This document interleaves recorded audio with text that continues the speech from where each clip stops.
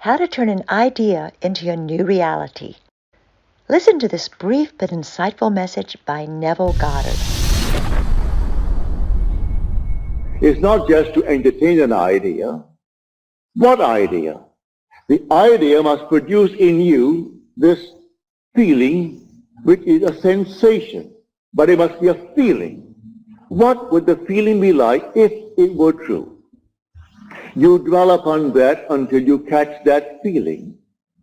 As Churchill said, that the mood determines the fortunes of people, rather than the fortunes, the mood. The mood precedes the fortune. So what would you want in this world? Well, contemplate it. What would the feeling be like if you had it? What would it be like if it were true? You can do it. There is no flower in your hand, but you can feel the soft velvet feeling of a rose. You can smell a rose, though it's not physically present. Try it. Try all these things with the inner man. And when you can actually feel it, so that you raise your imagination to the point of sensation, to vision, then the whole thing is done. It's done in a way you do not know it's going to happen. So tonight you want a bigger job, you want more money in this world, you want, and you name it. Well then, it may be a thief who is going to aid you in the getting, without knowing he's doing it. Don't judge him, don't condemn him, just simply you go forward knowing that I have ways and means that the physical man knows not of. My ways, the inner man's ways, are past finding out. And you simply go forward in the assumption that you have already achieved what now is only a wish as far as the world is concerned. But you enter into the wish as though the wish is already fulfilled. So tonight is a practical night. Do you know this night what you want? Really what you want? Do what I did when I was locked out completely from marrying the girl I wanted to marry. I simply assumed that she slept there, I slept here, and I went sound to sleep, and in 1 week my wife did an act which certainly I must forgive. In the eyes of the world, she is condemned for taking what she did not pay for. And yet because of that act, I got my freedom. Then who is the culprit? Am I not? If there's any culprit, I am. If there is any culprit in this world, it is God. There is nothing but God. God is doing all in this world. He created everything in this world. And so if in me he is the second man, and the second man is my imagination, and that is God. For man is all imagination, and God is man, and exists in us, and we in him.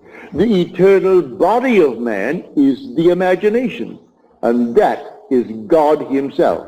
Well, if I in my imagination slept as though I am happily married to a girl that the laws of New York State said I could never get because of my entanglement with my first wife.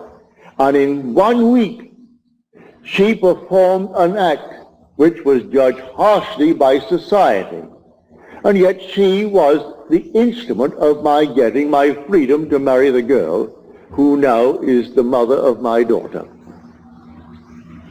So how can I blame her who performed that act? She was in a state, and who did it? I did it. I did it by simply assuming that I was free and happily married to a girl that the state of New York said I could never marry because of the ancient laws that restricted my desire to get freedom in that state. So you forgive everyone in this world. They're all playing their parts. So in my own case, I have seen thieves. I have seen all kinds of people play their part. They were instruments in the fulfillment of my desire. So how can I ever condemn all? So tonight you just simply boldly declare that you are the man. You are the woman that you want to be. And walk in that assumption as though it were true. And then let all these sleeping states play their part. May I tell you, in spite of what they appear to be, they are sound asleep.